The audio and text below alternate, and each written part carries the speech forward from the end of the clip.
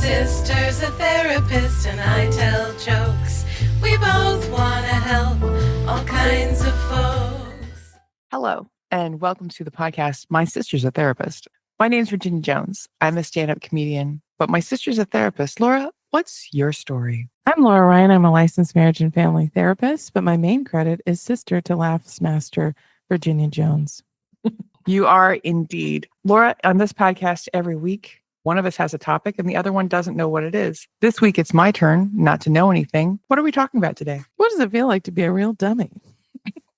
Normal.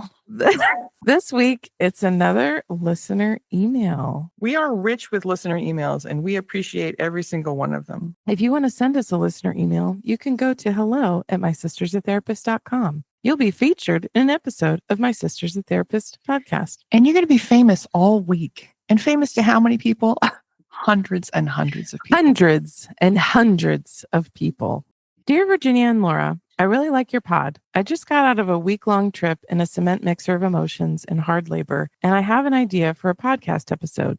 It's a big, messy idea. I would love to hear your thoughts on navigating complicated adult friendships with people who struggle with addiction. In my life, I feel like I have done the work and I've gotten help from friends and I've been doing better and going to therapy. There have been many times when I couldn't help people. I feel like there was no way to draw blood from a stone. I understand that maybe I could have helped, but I'm aware enough to know that it probably wouldn't produce a worthwhile result. I've learned that a friend at the other end of the phone can't do a thing about their distant friend relapsing again. Some people in my life have done no work and are the same disaster that they've always been. I can forgive the people with no resources, but what's the incentive for those with resources to even try to get better when they will always have money no matter what? I have found that aging, distance, repeated interventions, and wondering if my efforts are hurting or helping seems to just make me want to give up on helping. After all of these addicts in my life, now I have a strong aversion to people with problems. I see trouble and make the split decision to move on, drifting away from friends at the first sign of personal problems. So I guess I'm wondering, when should we keep fighting for an addict and when should we give up? Thanks, TK. Thank you, TK. Awesome question. A lot of interesting ins and outs. Like you, I have lost a lot of people lately to addiction and to other things. And we've just addressed this on our podcast, Grief. When you lose someone, whether it's to addiction or lifestyle stuff or anything, you will always get the friends who are like, I should have called him. I didn't return his call. I didn't do this. There's this other thing I could have done. And I understand that the last interaction looms large in your mind. But especially in patterns like this that just recur and recur and recur, after a while, there's nothing you can do. If the things that you had been doing were going to help, they would have helped. The thing that I've had to contend with the many addicts in my life is this person has free will, and that's got nothing to do with me.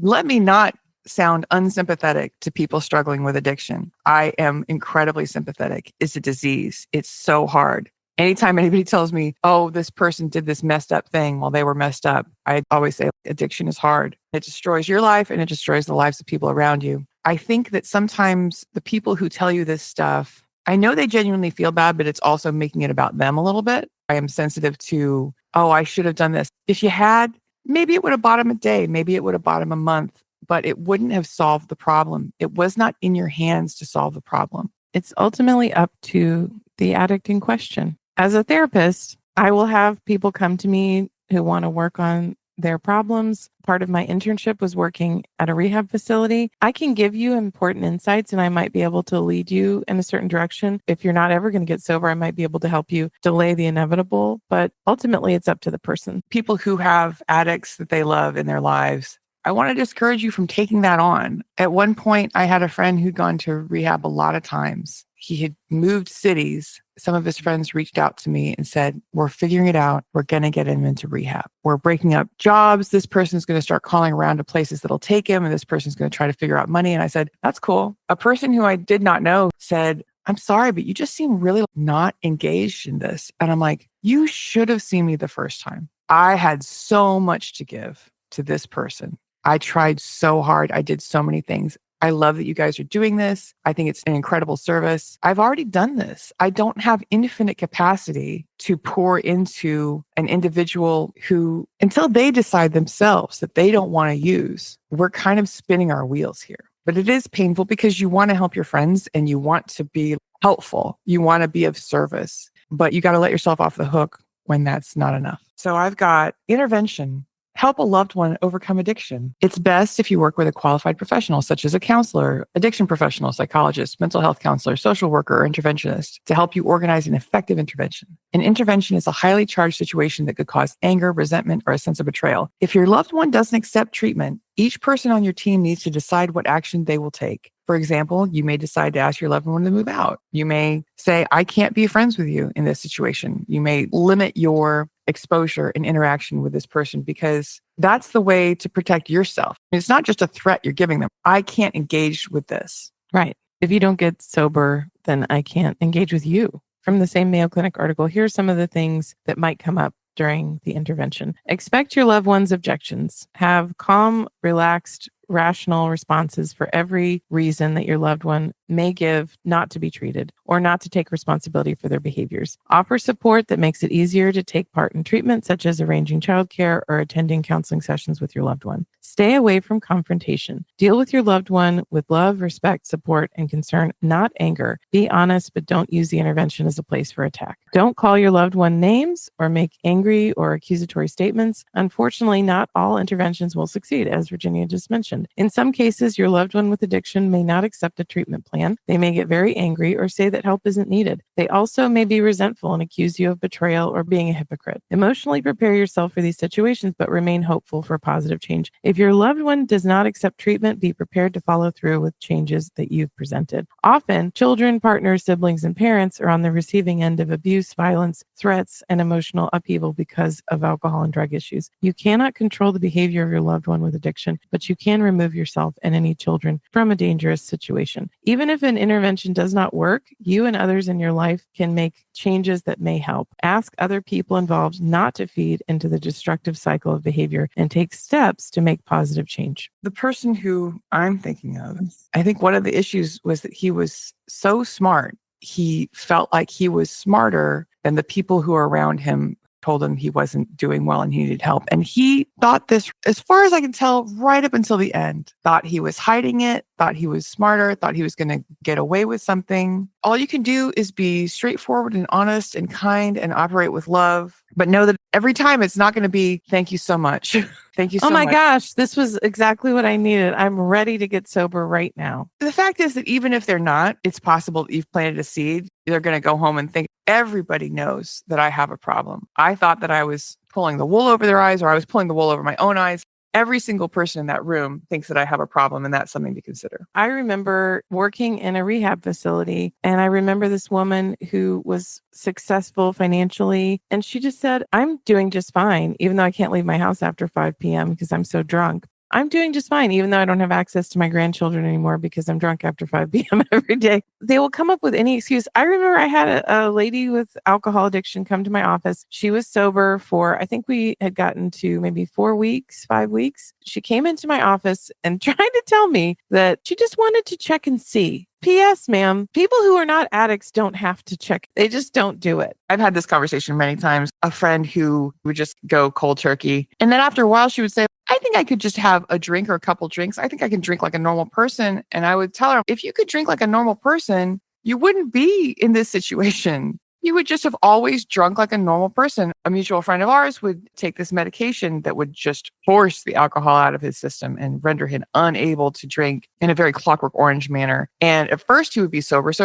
And then he would say, I'm just going to drink on the weekends. I'm just going to drink in the nights. And 6 months later, it was back to, I'm just going to drink all the time. I'm going to show up drunk at work. I'm going to be drunk in every aspect of my life. There's an optimism you have to applaud in humanity that they think, you know what, I'm just going to decide that it's going to be different. The biggest piece of addiction, in my experience, is not lying just to others, but also lying to ourselves. The fact that our friend thought he was pulling the wool over anyone's eyes is hilarious. The last time I saw him, I thought, wow, he looks so strung out. He didn't have to say a word. I have eyes and ears and a brain.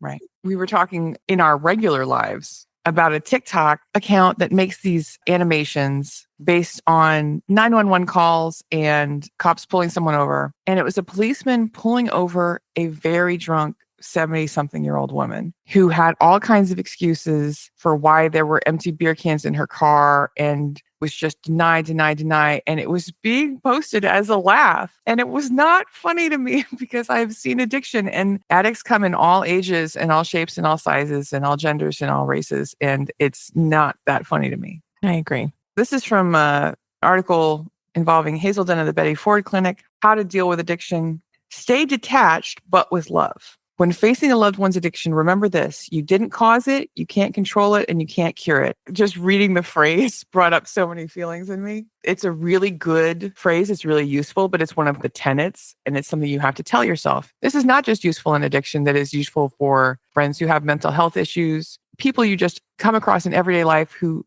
act erratically or treat you badly. I didn't cause it, I can't control it, and I can't cure it. You can address the issue of alcohol or other drug addiction with your loved one, but any behavior change is up to them. Consider other mental health issues. About 8.9 million persons have co-occurring disorders. They have both a mental health and a substance abuse disorder, such as depression and alcoholism. Also, I'm seeing a lot now, autism and alcoholism, right? You have some sort of thing that's difficult to manage, and then you are self-medicating to manage it. The relationship between the two is complex, but treatment is effective when medical doctors, psychiatrists, psychologists, and drug and alcohol counselors work as a team to unravel and diagnose the problem. That's one of my beefs with alcohol counselors. A lot of times they are addicts who have gone into recovery themselves, and they're passing the torch and helping others, which I think is wonderful. But a lot of times they'll say, well, you can't take any prescription medication because you're an addict. If I have a mental health disorder, even if I'm sober, I'm probably going to relapse if I don't manage the mental health disorder with prescription medication. I knew a person who had a degenerative mental and physical disease. He would stutter and he would slur and his hands would tremble. He just found it easier to be drunk to mask that. Mm-hmm. And he didn't know what the disease was because, God forbid, he go to the doctor. In the end, he was taking on a problem that he was trying to solve his other problem with, because he was embarrassed of having physical setbacks and mental setbacks. You brought up autism. I dated a person with autism. I've dated many people with autism. Let's be real. Go back to our Is Everybody Autistic episode. I noticed he would get so overstimulated. And I think being kind of drunk made being in loud, noisy, bright places easier for him. Yeah, it helped. Here's some don'ts. So we covered some do's. Here are some don'ts. Don't bring up the issue when a person is drunk or high. Don't use blaming tones. Don't offer solutions. You are not a chemical dependency professional. Don't try to change behaviors. Don't do this alone. Don't despair or take it personally if the conversation ends badly. And like Virginia said, you've planted a seed. Most of the time, the first trip to rehab is not going to be the last. I think that we have this black and white way of thinking about addiction. Either you get sober or you don't. It's a very rocky and roller coastery road. And I think that every time you go to rehab, you build some skills, you learn some things that makes it easier when you want to get sober later. And it can't hurt. Right. Going to rehab is never going to make it harder to become sober. We've known people in our family, when they were trying to help a loved one with addiction, they were like pouring his alcohol down the toilet, hiding alcohol. That ain't going to cut it, because you're thinking of the addict as being like you. You're thinking, if I wanted to drink and there wasn't any booze in the house, I just wouldn't have one. But you're not the addict. You don't have a problem. So the addict is going to act differently than you are. Right. Like you were saying about this person earlier, the thing that I found irritating about him is that he was very smart, but he used it to manipulate people. He had stories, he had ideas that he would share, and he should have gone to law school. So charming. Extremely charming, extremely convincing. He had great arguments. Unfortunately, they were all lies, because when you become addicted, it does change your brain chemistry. You have only one interest in life, and it takes precedent over everything else. The last time I hung out with this person, he was living in Portland. He was like, we should hang out. I would like to hang out.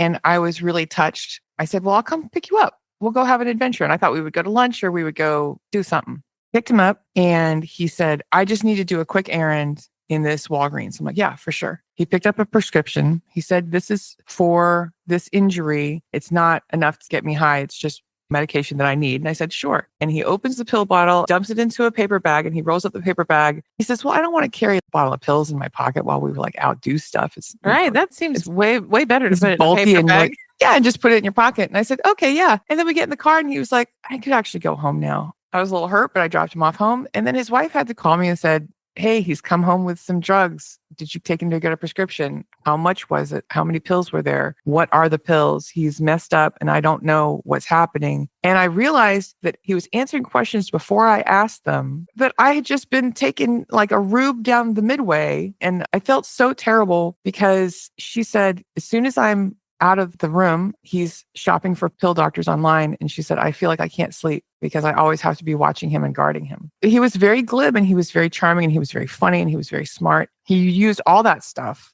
to keep it going.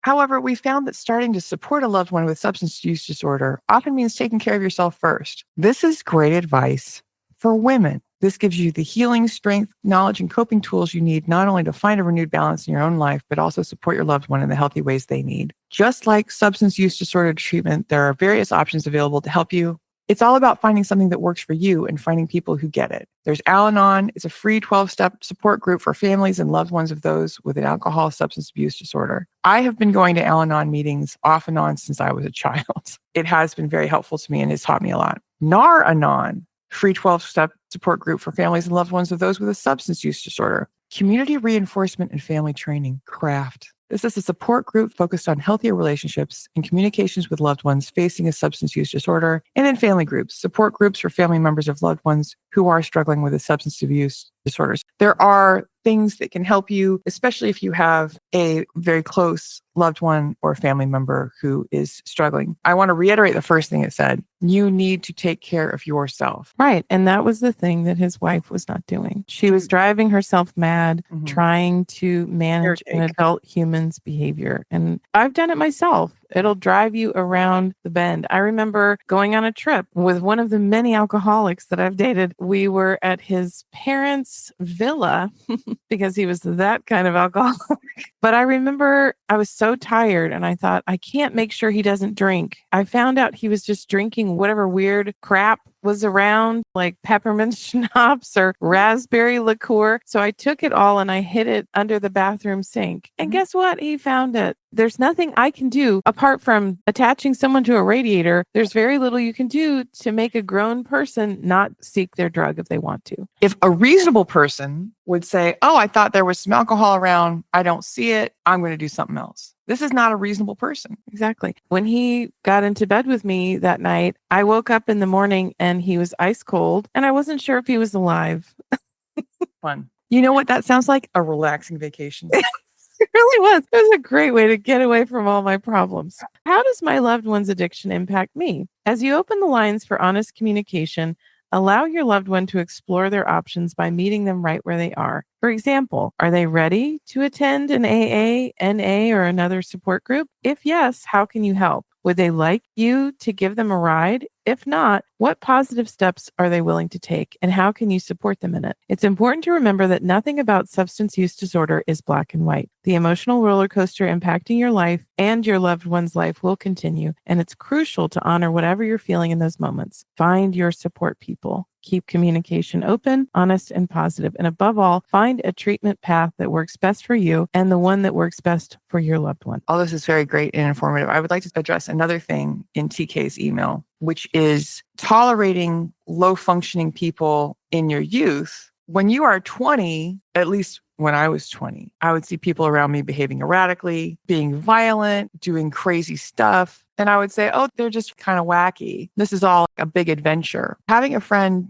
jump out a window onto a quad when you're 20 is fun and wacky. And then when you have that behavior in someone who's 50, it really eats different. It is interesting, as TK has done, as he says, done the work. I have done some therapy, as everyone who listens to this knows, and it has really put my radar up for the difference between someone who's quirky, someone who is impulsive, and someone who has mental illness or addiction problems. In my career, I have learned to really be able to hone in on certain behaviors and tie them to mental health disorders or addiction issues. When I was a kid, I tolerated all kinds of crazy behavior from my friends because we were all doing dumb stuff because we were kids, right? And I remember reading somewhere that the average college freshman drinks what an alcoholic would drink in a regular week. But for many people, not all people, but for many people, after those 4 years are done, that ends and you start having a healthier relationship with alcohol. But with alcoholics, they don't ever get better. This friend of ours is reminding me of a recent thing that we attended where so many of the adults that I was drinking and drugging with have gotten sober, and I am sober. And we were having a gathering, and there was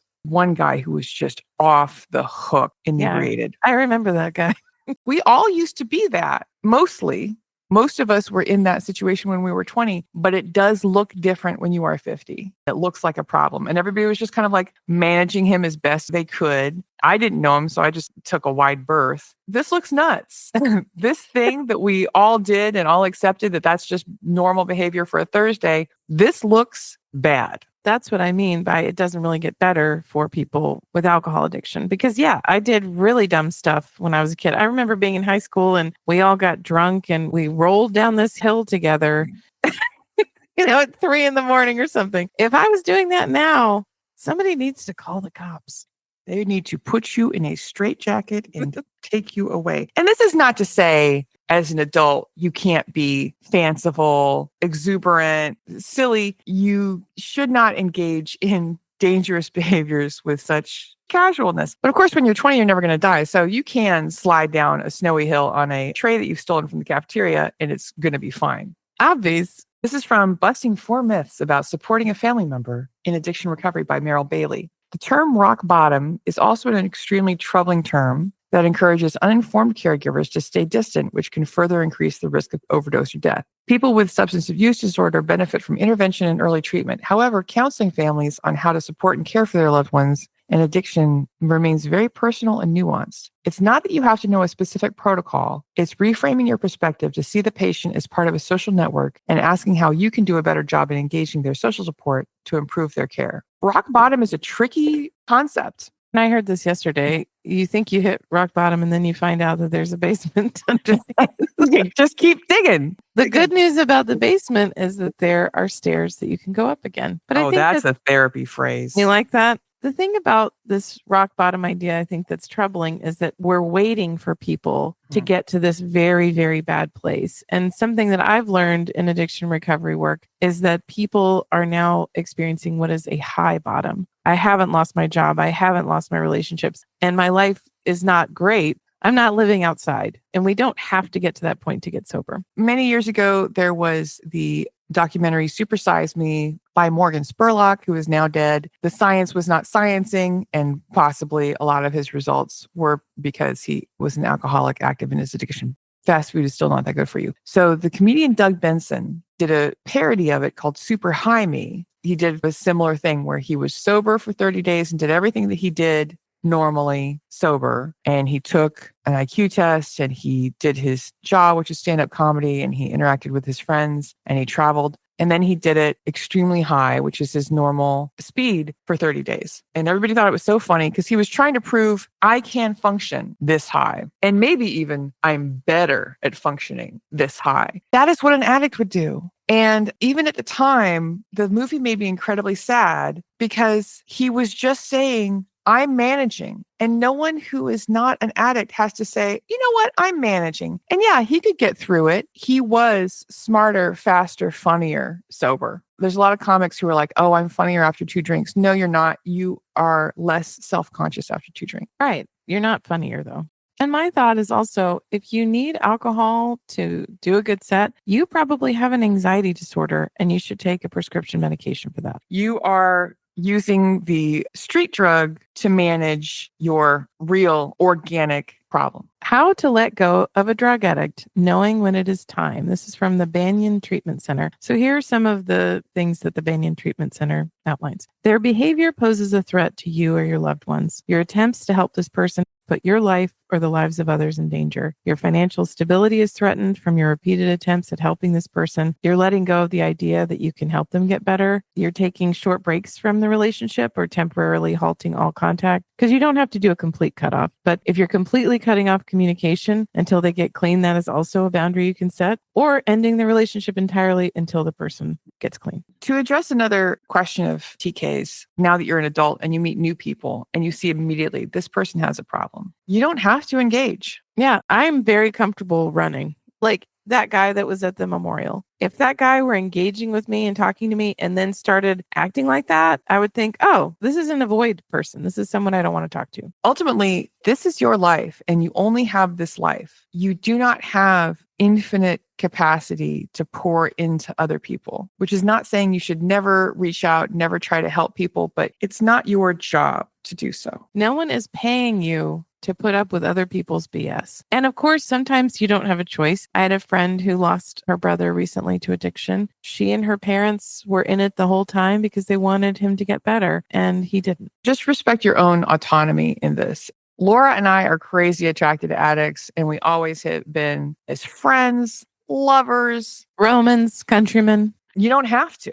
If it's making your life bad, you don't have to engage with a new person who you see has some kind of something going on. When someone does something or says something that doesn't entirely make sense to you, you can just say, okay, this is probably a mental illness or an addiction issue, and I don't have to figure it out. It's not important that I know what it is. That was something that I learned early in the therapy game. I remember speaking with a colleague, and I was talking to her about this very dysfunctional alcoholic friend of mine. And she said, you're going to find when you get through your licensing that you don't have room for any more free clients. I do feel that way. I spend all day talking to folks with these problems, and I don't want to do it in my free time. When to walk away from an addict. Ending a relationship with a drug addict is a difficult and emotionally draining process, but sometimes it is unavoidable. Once the decision to leave has been firmly established, transparent communication is step number one. When confronted about the decision, honesty is important because sugarcoating the reason for the breakup won't help either your personal growth or the addict's understanding of the consequences of their actions. Having a well-established support system plays a crucial role during this phase as well. Transparent communication is super important because I think that we try to make other people feel comfortable, but really that's not going to be helpful to someone who's struggling with addiction. If they tell you that they feel abandoned or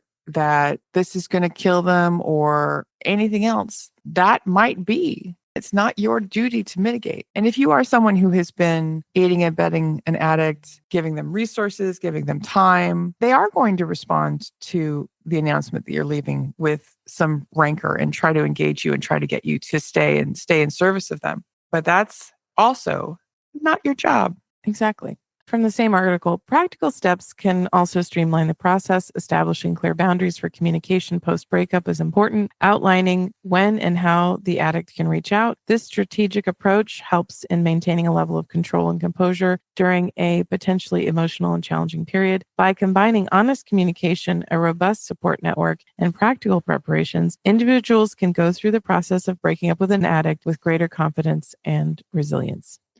I've seen a lot of people say, when you're clean for a year. And I think that's a pretty good number because I'm not saying that anyone who's sober for a year is going to make it. Too many times it's been like, well, he's been sober for 3 months. He's been sober for 6 weeks. Can't I have them back in my life? The odds of failure are pretty high. And you're just going to be on an emotional roller coaster. Because things haven't quite set in yet. I have a friend who is about a month away from a year of sobriety. Congratulations, listener. Congratulations. And she's doing the things that addicts do, thinking about, packing up and moving across the world and all the things. And she keeps going back to when a year has passed, then I'm going to start making decisions about my life. Right now, my only job is to stay sober. So I've got to do stuff that's going to keep me sober and not start creating distractions. I have a friend that I did 2 shows with this week, so I heard his act twice. He was talking about his sister getting sober and how her first decision in sobriety was to get cornrows, which he found questionable. That tracks. Let's go with it.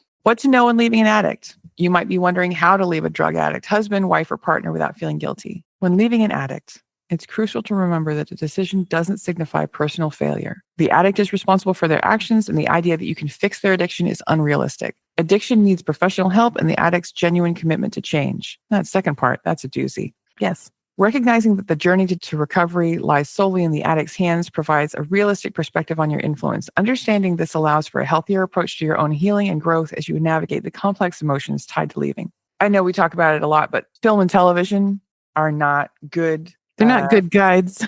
Not good guides for this. When you love someone and you care for someone, you want to be that person for them. And a pattern that I have seen in my life is you will start dating someone who has especially depression or anxiety, and they will tell you, since I'm with you, I feel great. I don't need to take my meds. I don't need to drink. But what they're experiencing is the calming, suppressive nature of doves. It's chemicals in their brain that they're coursing getting through your veins from you. because your body wants to make a baby. I just knew a guy who told me it used to be great with my ex-girlfriend, and then I got really depressed. But with you, different. It's all different. That person is also an addict. Yeah.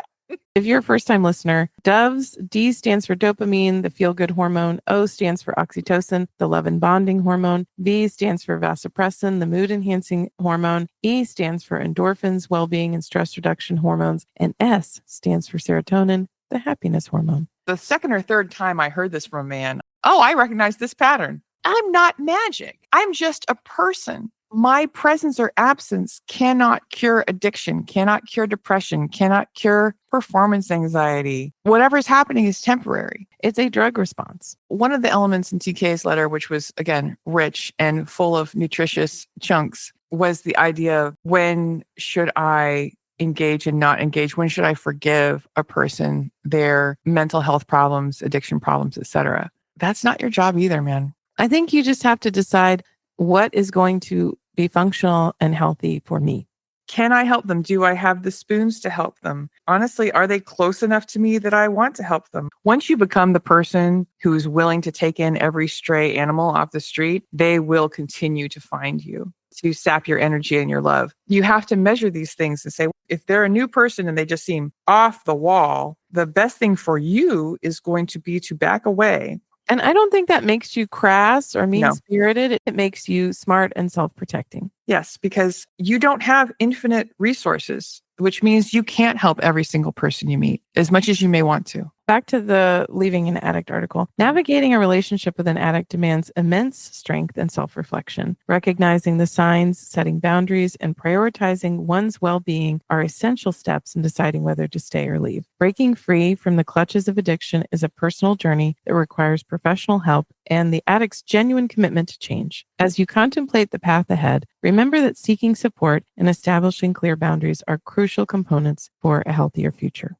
Therapists explain How to End a Relationship with an Addict by Kristen Butler. Decided to cut all ties with the addict? Then cut all ties. Don't answer their calls, their messages. Don't go back to them just for one night. Decided to stick around and help them instead? You need to be just as firm in that decision as in any other. You can't just skip back and forth between these two extremes because it's unfair to both of you. Once you know what you want to do, communicate it clearly and make sure that both parties now know what to expect. In cutting all ties with an addict, they're going to escalate. They're going to catastrophize. They're going to blame you. They're going to throw all kinds of stuff at you to try to keep you there. Just know that and expect it and stick to your guns because that's just what they do. That's how they have gotten through the world to this point, alternately being sweet and charming and wonderful and loving. These are all manipulations, though. Yeah. Don't allow yourself to be manipulated. From the same article, know that you can go on with your life. Always carry the experience from your previous relationships. People who have dated addicts in the past are very likely to date addicts again. Why? I know, because you have gotten used to the dynamic of this particular kind of relationship. If you find yourself chasing after someone because you think they'll need you just as much as your ex did, it is time to reconsider your strategy. All this to say, my gosh, it's exciting to date an addict. The good days can be so good. And then you have a disaster. And then they say, I'm going to change. And you cry to all your friends. 3 weeks later, they're like, and now they're clean. Everything's better. And also, I find that dating an addict usually means that I'm going to have lots of fun at the front end. Mhm. We're going to do lots of silly things and have lots of adventures. I remember, same addict previously referenced, we ended up drinking too much and getting to the train station too late. We had to go get a hotel room. And I remember him going to the gas station and buying beers for the hotel room, right? Because you got to do that. You can't just stay in a hotel room and go to sleep.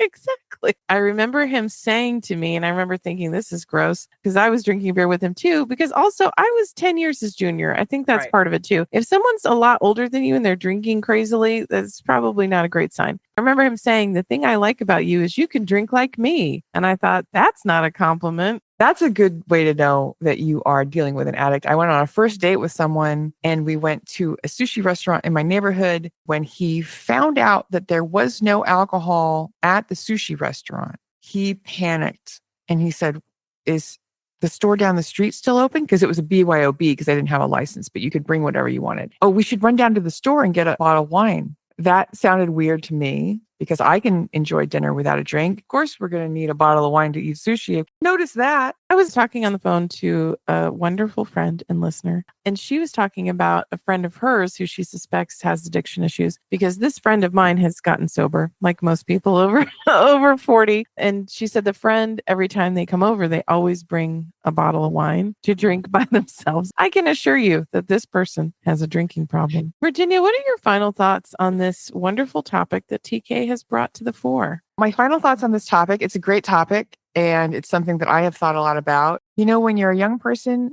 you'll be friends with someone just because they're sitting next to you. You might like 2 or 3 of the same bands, and that's enough. And that means that you're going to be befriending people with different problems than you have, different family histories, different addictions. As an adult, friendship is different. We've done some great podcasting about it. You are more likely to be friends with someone in your kids' school social circle, someone from work. If you meet someone your own age and you think they haven't done the work that I have, it's okay to walk away.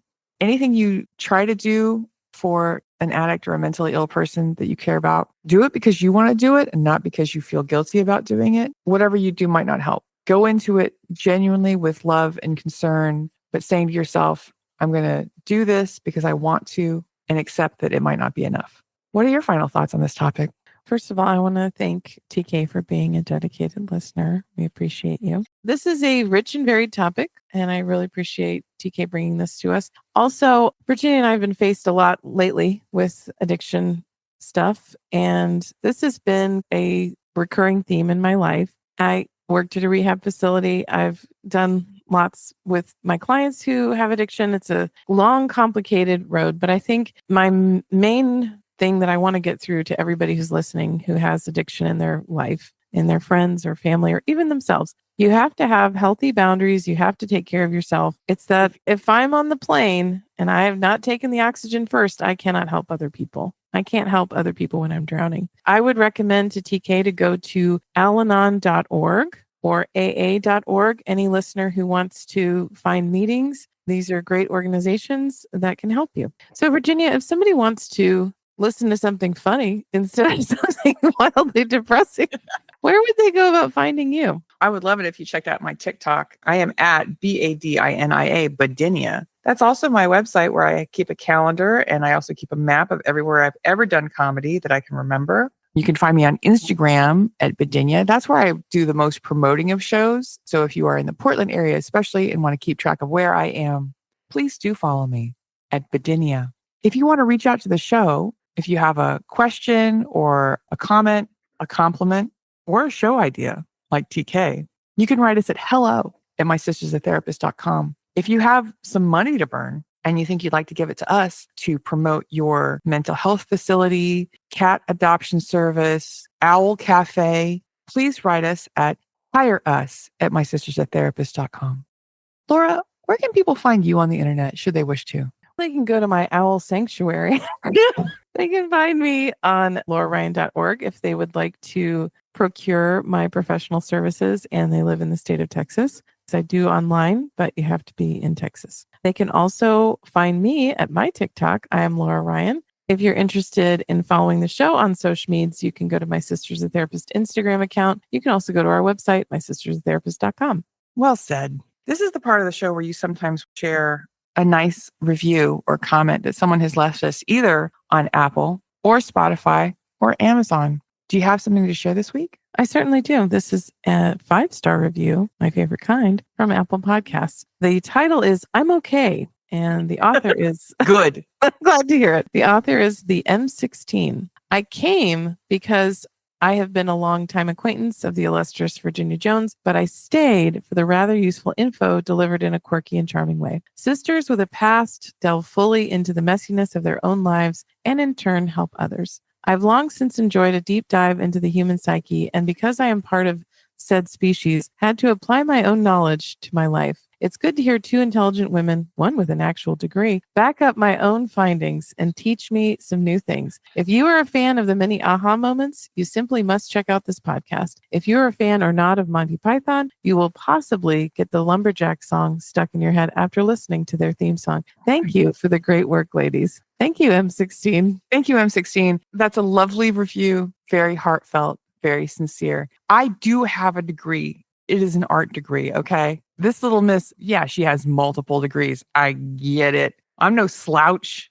In closing, I would like to thank all of our listeners. I would like to thank M16. I would like to thank TK. Let me just give a shout out just to our listening community. You guys are so rad. I love all of the involvement. I love the emails. I love that Virginia has a Peloton follower from this podcast. Shout out to you know who you are, Peloton follower. I love the involvement that you guys have, and I just so appreciate it. And Laura, I value you and I love you. And I thank you for doing this podcast with me. I love you and I value you. And I really appreciate everything that you've brought to the podcast. You've brought professionalism, you've brought humor, and you're making it way more fun.